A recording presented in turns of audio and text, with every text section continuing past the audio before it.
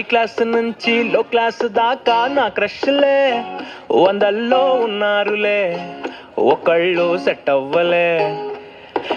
Kissing కోసం hugging కోసం వెయిటింగ్లే, పాపెనకే జాగింగ్లే, life అంతా బెగ్గింగ్లే.